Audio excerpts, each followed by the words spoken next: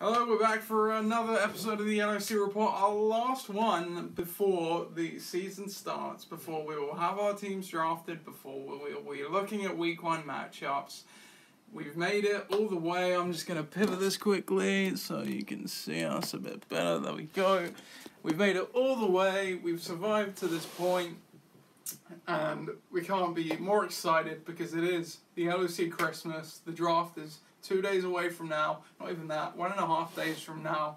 And as always, before the draft, we do a proper LOC mock draft. But we'll get over to that in a second. That's what this show's about. First of all, Coach Burdett is joining me again. How's it going, Ollie? Not too bad. Good. Not too bad. Looking forward to the draft? Looking forward to Saturday. Ready for the draft? Just about. Just about. I'm sure all of us are sewing up our prep, so to speak, at this point, and even those of you that haven't started will probably be sewing up your prep tomorrow by doing whatever you're doing. So not long now. It's been a while. It's been a good off season, I think, and it'll be a great day on Saturday. So we'll get to the league news first. Obviously, I remind you every episode of the off season, this one is no different. Really important that today, you know, the draft is on Saturday morning. Arrive at 8:30 a.m. I've shipped up the timings and everything. 8:30 a.m. Arrive at the Zentiv offices. If you're Skyping or calling in, we'll call you shortly after that once we've set everything up. Bring your £3 subs. Bring a laptop or a tablet or something so you can follow the draft board along. We'll try and have it on the TV in there, but if you can't quite see it, you'll be able to follow it along on the live Google Drive. Will have a ranking sheet as well with team fill-in, so you can fill in your own team and track who's going off the draft board if you don't have your own device to do so.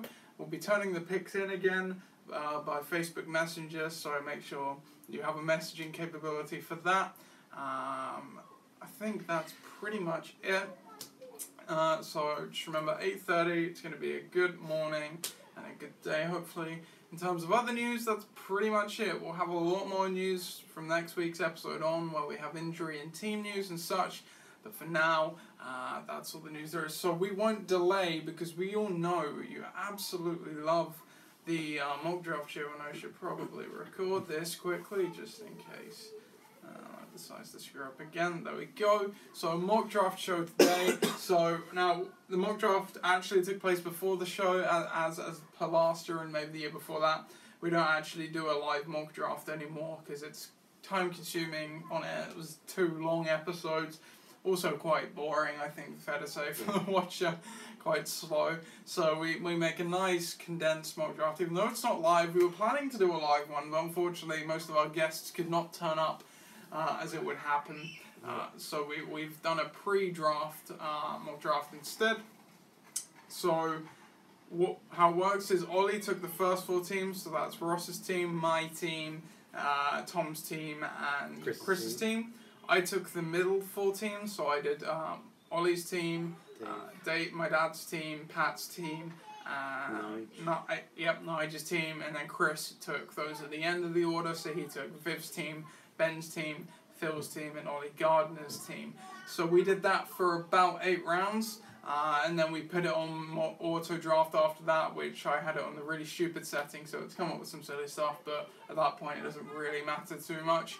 So what we're going to do, we're going to go round by round, looking at the picks, where are the rounds, here we go, and then at the end we'll look at each team, or at least the starter, and see how it shapes up. So first round, Johnson to Brady Bunch, Le'Veon Bell to Gridiron Gang, Julio Jones to Thomas Torrance, Sean McCoy to Ford Flyers, Antonio Brown to Ben Necessities, Odell Beckham Jr. to Bedetonators, AJ Green to ADRZ, Melvin Gordon to Pakistan, Jordy Nelson to Cash for Gold, Mike Evans to Ixan, Devontae Freeman to the Dream Team, and Ezekiel Elliott to Tank and Face. Now, as usual, round 1, not a lot to talk about there, but there are some picks here.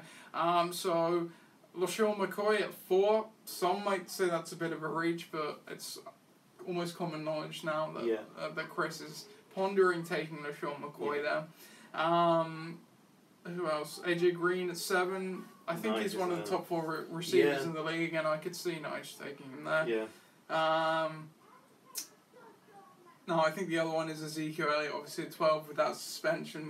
Currently, Chris drafted Zuki Elliott to Phil in the 12th round. He might get a shortened suspension, is what we're hearing as of today. What do you think of the likelihood of Phil taking Zuki Elliott, either here or at the very next turn pick? I can see Phil being the person to do it because it's Phil. Phil's also probably not aware with his fantasy prep that Elliott's been suspended. So, Phil, if you're watching, this is for you. He's been suspended. Has Phil ever had a penchant to draft suspended players? No, that's always Viv. Yeah. So, we could see maybe Phil just drafts rubbish Viv players, is taking pick number 14, which is the second of the second round. Yeah. So that could be the hot spot. But but we may find out sooner than Saturday Elliott's outcome. We may not. So it's not the worst pick ever. No. Yep. If you make up for it later on. So that was round 1. Not a lot of surprises. Round 2 always chucks some interesting things up. So at the top we have Fournette going to Phil, Tanky to Tankface, JJ to the Dream Team, Todd Gurley to Ixan, DeMarco Murray to Cash for Gold, Jordan Howard to Pakistan, Rob Gronkowski to ADRZ, Des Bryant to Detonators, Aaron Rodgers to Bare Necessities, Michael Thomas to Forge Flyers, Doug Baldwin to Tom's Tyrants, Amari Cooper to Gridiron Gang, Brandon Cooks to the Brady Bunch. What do you make of round 2? There are a few interesting things there. Fournette to Phil, being a Jags fan, I'm pretty sure Phil thinks that Fournette is the new Elliott, so I can see him making that pick. Yeah. Gronkowski at 18. Do you think that's a sweet spot for Gronkowski in the LOC draft, or is that late early? I can see it happening in our draft. I think it's too early, but someone in our league could well take him. I think Gurley also stands out for me as being quite... Gurley at pick number 15 ahead of 2 players, DeMarco Murray and Jordan Howard. That is quite a high one. We had the first quarterback off the board as well. Pick 20 to Bare Necessities, Aaron Rodgers. What do you think about that? We always know there's 1 or 2 teams that go for a quarterback quite early in round 2 or 3. I can see it happening. It's not the worst pick there. Like, you're getting one of the top 2 in the league, let's face it. I can't hate that pick. Probably a little early for my liking, but it's not to my team, so I'm okay with that. Sure, absolutely. So that was round 2. Otherwise, not too many surprising things. But round 3 is where we always get the interesting stuff. So round 3 we have Marshawn Lynch to the Brady Bunch, Isaiah Crowell to Gridiron Gang, Dalvin Cook to Tom's Tyrants, Terrell Pryor to Forge Flyers, Lamar Miller to Bare Necessities, Carlos Hyde to Detonators, Tom Brady to ADRZ, T.Y. Hilton to Pakistan, Keenan Allen to Cash for Gold, DeAndre Hopkins to Ixan, Demarius Thomas to the Dream Team, and Alshon Jeffrey to Tanky McTankface. Now the second half of that I think is pretty as expected. It was probably expected. The top half though, there's a few interesting things. So Marshawn Lynch. Yeah. So my view on this is, depending what the rankings say, he may or may not be the top running back on the board there. And Ross will go for the top running back. Okay. I think on the board. Yep. Which would be, it's not the worst. No. Look, there's a lot of risk with Lynch, but if you don't know know the risk with him, why wouldn't you take him? The other one I'd pick out as well, Dalvin Cook to Tom's Tyrants here, ahead of Joe Mixon. Yes. Yeah. Because I think I was drafting this team. I still think Dalvin Cook's can do a lot better than Joe Mixon. I think Mixon's going to be lost in a 3-headed attack throughout most of the season. He may be the lead of that 3-headed attack, but I think by week 4 or 5, Cook would have pushed away from the other people in Minnesota backfield and just be wiped the floor with them. Okay. Not much else out of the ordinary there, I'd say. So we'll go to round 4. Drew Brees to Tanky McTankface, Tyreek Hill to the Dream Team, CJ Anderson to Ixan, Kareem Hunt to Cash for Gold, Travis Kelce to Pakistan, Joe Mixon to ADRZ, Christian McCaffrey to Detonators, Jordan Reed to Bare Necessities, Ty Montgomery to Forge Flies, Kelvin Benjamin to Tom's Tyrants, Martavis Bryant to Gridiron Gang, and Devontae Adams to the Brady Bunch. Again, I would say there's probably not a lot Ertzwell here. Drew Brees to Tanky McTankface is something we could definitely see happening. Yeah. Is that a bit early for Tyreek Hill? I think it's a little bit early for both Brees and Hill there. Hill's just... He hasn't done anything to build confidence. It is preseason, but he's done nothing to fill anyone with any confidence that he's actually a good receiver in the league. Yeah, he's quick. Yeah, he can run the ball. Yeah, he can run after the catch. Can he catch it against a number 1 cornerback? No, nobody knows. He may be able to. He may not be able to. Sure. But again, I think another fairly tame. We already know the smoke's not going to be real because it's been a pretty tame draft so far. So we'll go to round 5. Doug Martin to the Brady Bunch, Amir Abdullah to Gridiron Gang, Mark Ingram to Tom's Tyrants, Greg Olsen to Forge Flies, Michael Crabtree to Bare Necessities, Jimmy Graham to Bedetonators, Alan Robinson to ADRZ, Matt Ryan to Pakistan, Golden Tate to Cash for Gold, Iksan take Mike Gillisley, Larry Fitzgerald to the Dream Team, and Bilal Powell to Tanky McTankface. Again, I think there's nothing there we can really say that's pretty unusual. Maybe all except for Alan Robinson was going a lot higher early in the fantasy draft process, but he has plummeted with the poor showings in Jags camp. ADRZ scoop him up in this mock draft at pick 55 in round 5. What do you make of that pick? I quite like that pick there, because I think Jags are going to be down in games because inherently they're awful. So they're going to have to pass the ball. So Alan Robinson could be the king of garbage time again. Could be. He's always gets targets in the red zone. Last year he didn't quite make the most of them, but he got the targets still. Mm-hmm. So yeah, that could sort of be a sneakily good pick there to complement. What about Mike Gillisley? Mike Gillisley really ranges anywhere from the 4th round to I guess the 8th round. We have him in the back end of round 5 to Iksan. What do you think of that pick? On paper, you like the pick if you think, okay, Gillisley got 7 touchdowns last year for the Bills as a backup running back or something. High yards per carry average. Yeah, and he's taken over what everyone expects to be Blunt's role. Yep. But there is now 4 good running backs in New England. No one quite knows. I don't think Belichick knows at this point what's going on there. I think that's part of the game plan. We don't know what we're going to do even when we step on the field, so no one can prepare for it. It's very similar to last year's LeGarrette Blount pick, but it's a lot higher. It's a few rounds earlier, so it's a lot more risk involved in it. Yeah, there's a lot more, I guess, conjecture around it as well. Yeah. Like, the thing is, a lot of people have been looking at this as saying, oh, my goodness, he's going to step in and get this work. Even if he doesn't get all of it, they think, okay, he's still going to get a decent amount of touchdowns. But the year prior to that, and the years prior to that, it was only 1 year LeGarrette Blount had that great season. The other years, I don't think we had 1,000-yard rusher since Stephen Ridley, and much less a double-digit rusher. So it's very high risk banking the Patriots, especially with all the other good running backs we have. The safe thing going with it is Patriots are going to have a good offense. Yep. So you know they're going to be up big in games. Yep. So they could run it out, and he's probably the best out of the running backs. I'd rate him better than Burkhead. In terms of pound the rock. Yeah, so like running and actually running down the clock and being that true runner. So it's not the worst pick, but probably a little bit too high in round.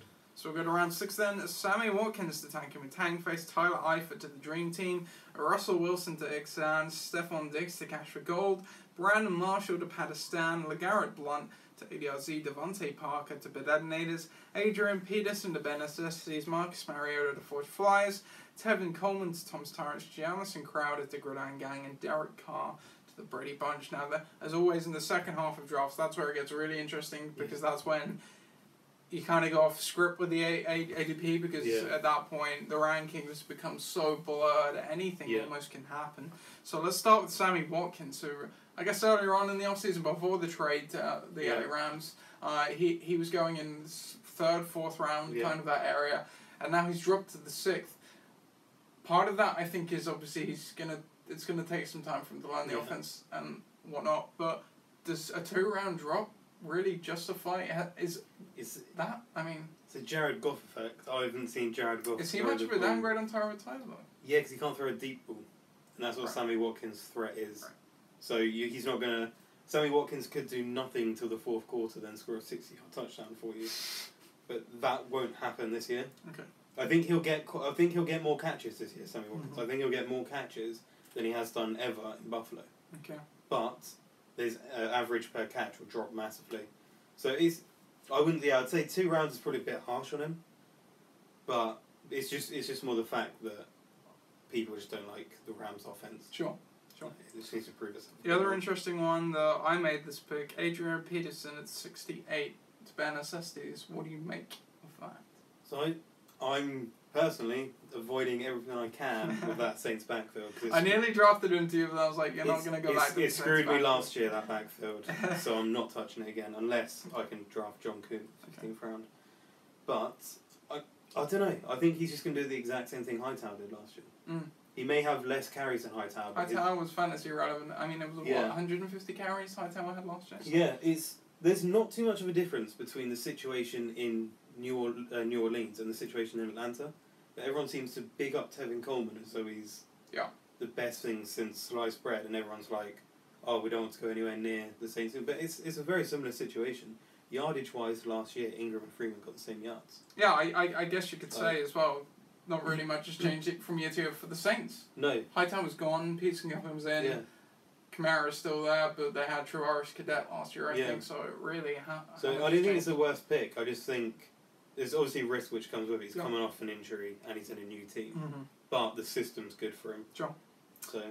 Marcus Mariota went to Fudge Flyers, which really surprises no one as well. No. Chris has been planning on taking him since he was ever drafted to the NFL. Yeah. Round 7, then we have Martellus Bennett going to the Brady Bunch, Willie Snead to Gridiron Gang, Rob Kelly to Thomas Tyrants, Jarvis Landry to Forge Fires, Broncos defense to Ben Assisties, Kirk Cousins to Burdett Natives, Emmanuel Sanders to ADRZ, Deshaun Jackson to Pakistan, Derrick Henry to Cashford Gold, Delaney Walker to Ixan, Jameis Winston to the Dream Team, and Darren McFadden to Tanky McTampfish. Let's start at the top here. Martellus Bennett to the Brady Bunch. What do you make of that pick? My logic in this pick was there's been tight ends flying off the board a little bit here. Ross's team here, the only position he's sort of lacking there was tight ends, and he was on paper the top ranked tight end. I think that's the logic he's going to go with. And also, if he does look at like previous year stats, he's got good stats from last year, so that could sway him to go for him. Okay. What else? Bronco first defense off the board in 77, round 7. I think the first we saw last year was in round 6 to the Brady Bunch. Round 7 Broncos did Ben Assisties. I think it's a bit high this year. I mean, everyone knows I like drafting in D early, so I do a lot of research into what they're worth, but this year I just don't see any which stand out. Mm-hmm. I had Broncos last year and they were good, but they're not what they were 2 years ago. Like they don't have the same pass rush they had 2 years ago, and that's what everyone's like. Oh yeah, they got the best cornerbacks or their safeties or whatever. Yeah. But it was the pass rush which didn't give the passer time to throw. Mm-hmm. So anyone can look good at corner if they've only got to cover someone for like 2 seconds. Sure. Okay. So yeah, probably a bit early, round early maybe. Yeah, sure. Round 8 then, Terrence West to Tanky the Tank Face, Paul Perkins to the Dream Team, Pierre Garçon to Exan, Philip Rivers to Cashford Gold, Danny Woodhead to Pakistan, Frank Gore to ADRZ, Eddie Lacey to Burdett Natives, Eric Decker to Ben Assisties, Jeremy Macklin to Forge Flyers, Cam Newton to Thomas Tyrants, Andrew Luck to Gridiron Gang, and Thomas Rawls to the Brady Bunch. I don't think there's really anything surprising about this, which is quite odd for a mid-round. It's pretty much where you'd expect these to go there or thereabouts. The only one I would highlight is Philip Rivers in round 8. Is that a bit early? Yeah, I think he's got all the players around him. He's got a good running game to go with him, but he still doesn't have an offensive line. Yeah. And offensive lines are hugely overlooked in the passing game. Everyone's like, oh, he's got all this. But yeah, if you don't have a good O-line, you're going to end up on the floor more times than you throw it. Sure. So yeah, I think it's probably a little bit too early for him. The other one on there which I pick up was Andrew Luck in the 8th. Yeah. Where he's obviously got the injury, but when he plays, that could be one of the best value picks in the entire draft, or in one of ever almost, because he's a top 5 quarterback. That's almost on like the level of Peyton Manning in round 5 or 6 kind of stuff. But it was all on the injury. It's a good strategy if you get a backup quarterback to it. Yeah. Obviously, we didn't go that deep into the draft. No, so we'll see what happens with that. So, yeah, we only went around 8 in the mock, so we won't go through the other picks just because we don't really know what they were doing, and they weren't human generated. But we will go through each of the teams now, looking at what the teams look like. And at the end, we'll maybe pick a best team and a worst team.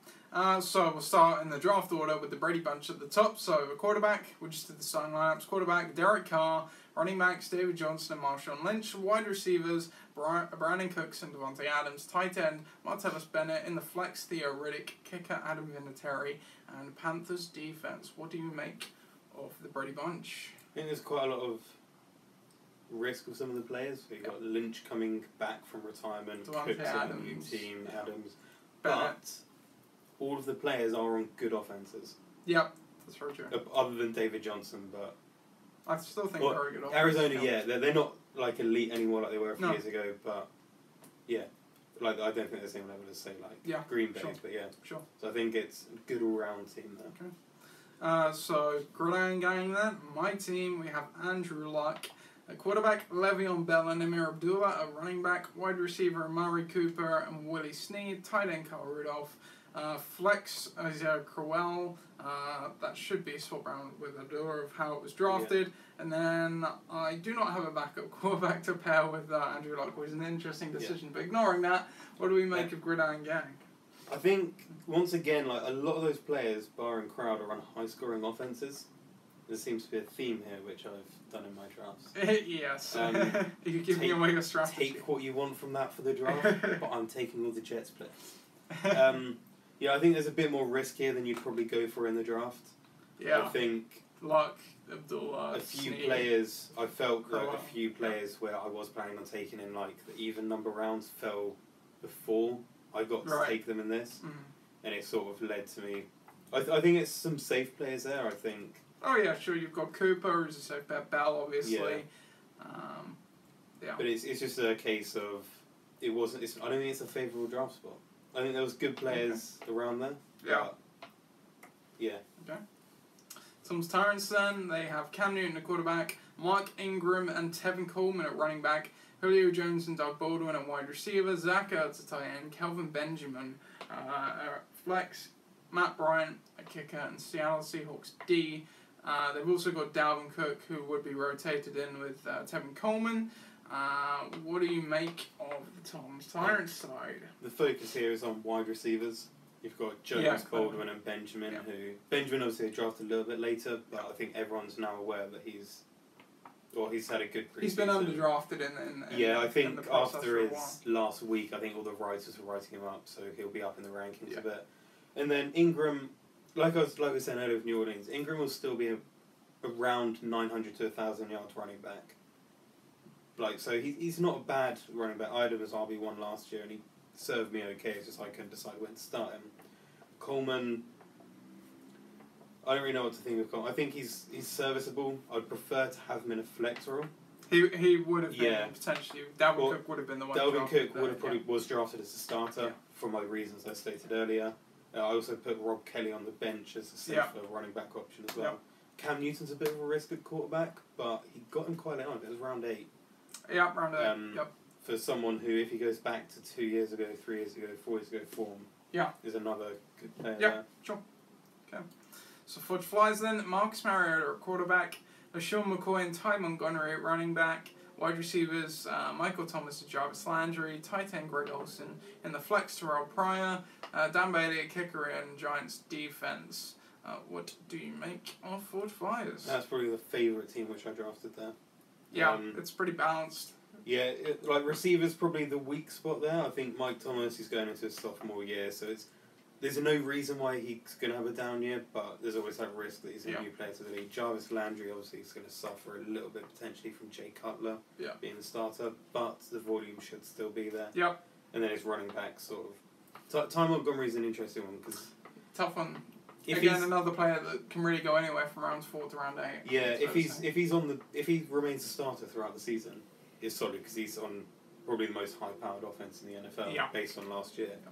If he gets replaced in the running game, then his value will drop, but he'll still be their third down or like hurry up offense for his running back because he is basically a receiver. He's a converted receiver. Yeah, so he'll have value throughout the entire season. It just may be a little bit too high where I pick them. But Okay. It's what it is. Spare necessities then. Now the next 4 teams are the teams I picked. So we have Aaron Rodgers at quarterback, Lamar Miller and Adrian Peterson at running back, Antonio Brown and Eric Decker at wide receiver, although that should be Michael Crabtree, who's in the flex, Jordan Reed at tight end, Sebastian Janikowski at kicker, and Broncos as the defense. What do you make of bare necessities?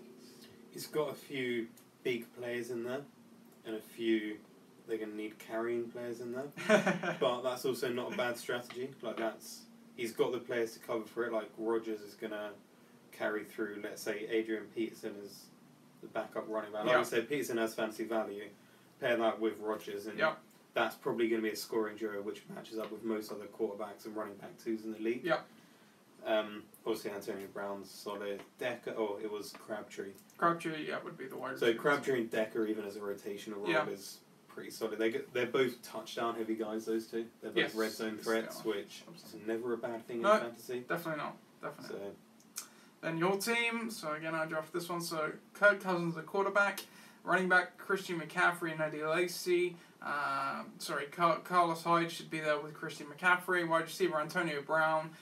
Not Antonio Brown. Odell Beckham Jr. and Des Bryant. Tight end Jimmy Graham. And then at the flex it would be Eddie Lacy. Graham Gano at kicker and Jags at defense, which was an auto draft pick. May I just say right now, what do you make of your team? Is this a team we could see from Burdett Natives on the day? I think you've hit all of about 0 players, which I'm looking at. There's a few in there which I'm thinking about. Yeah.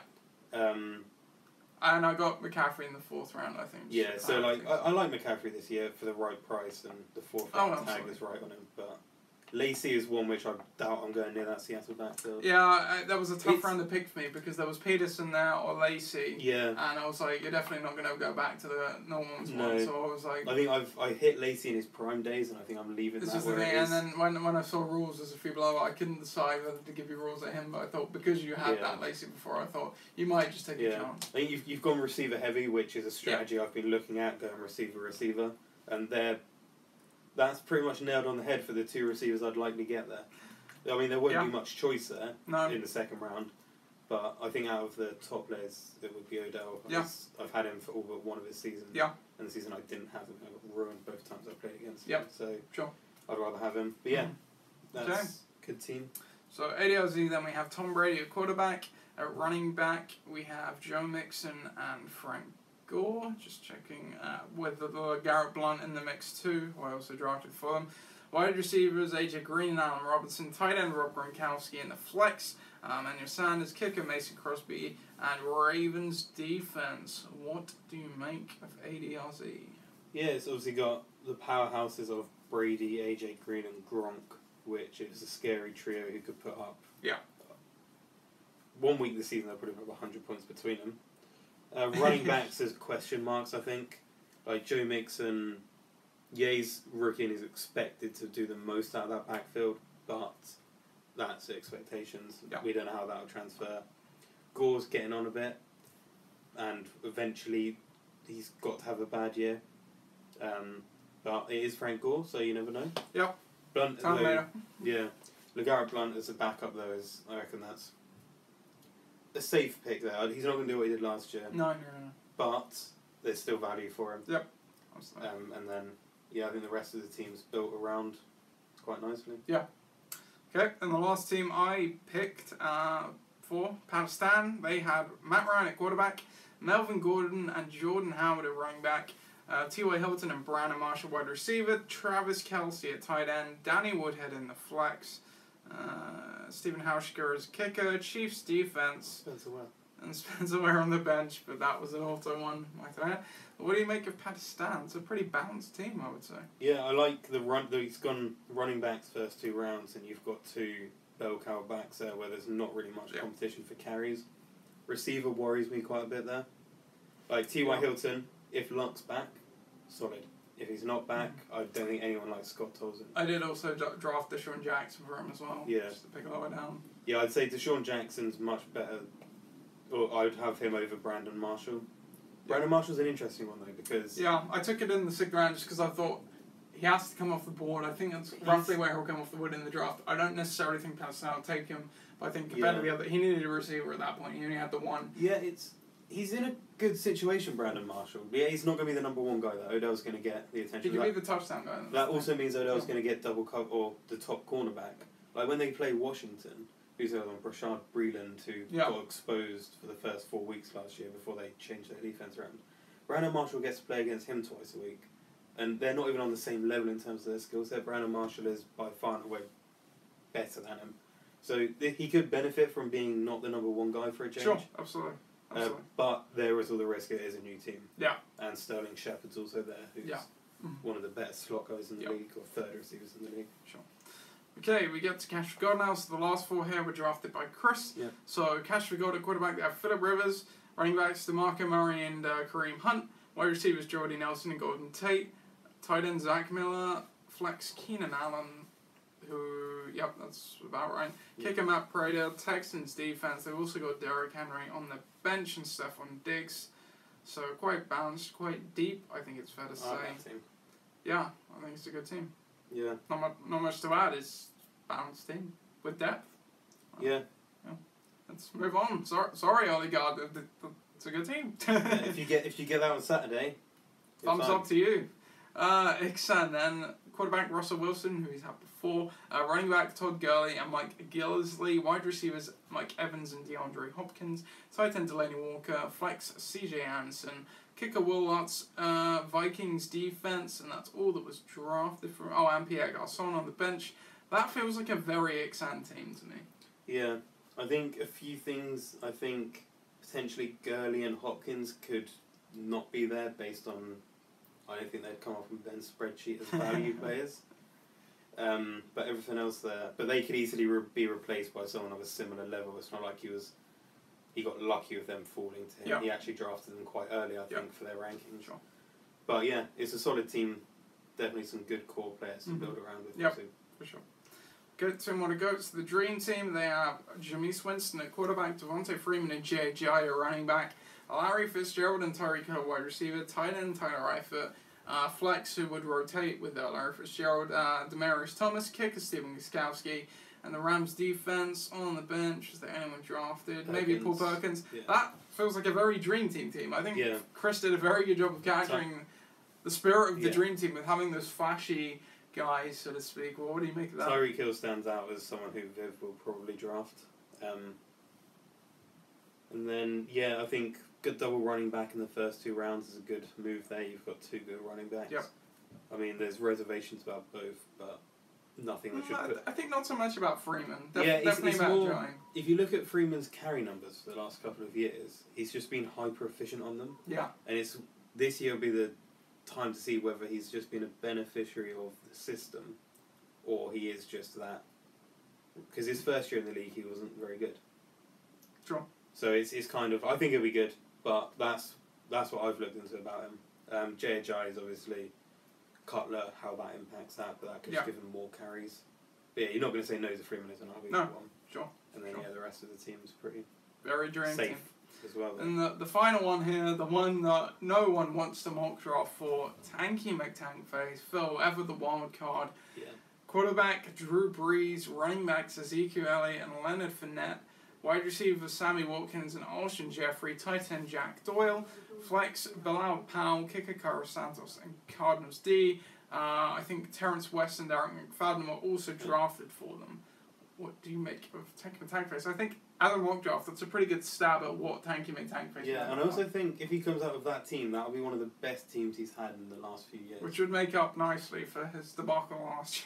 Yeah, I think, you've got Elliott, but you've got Darren McFadden to cover. So I don't think it's too much of a loss there. I think McFadden will fill in admirably. Yeah. Fournette's obviously, what do we know we're going to get from him? For all we know, TJ Yeldon could have a year of his life. But yeah, so Jags probably. Yeah, the receivers, there's question marks around Watkins, just as we discussed earlier. But Jeffrey, I think he's more penciled in to be a pretty reliable receiver this year. Obviously, Drew Brees at quarterback. There's only a handful of guys who'll get more points than him. But yeah, I think that's one of the best scenarios Phil could ask for. I think that's If he drafts like that, which he probably won't. He won't. Probably do the polar opposite of that now. But Phil, if you're watching, there's an idea. If you are the one viewer we have right now, hello to you, and that might be your golden ticket to the playoffs. So, your favourite team? Least favourite team? I think there was some late on team. I can't remember which one it was. I think Ollie Gardner stands out as being a good team. Yeah. I think who drafted after Ollie Gardner? Ben maybe. Yes, exactly. Yes. I think I like that team. Least favourite? I'll probably say for yours.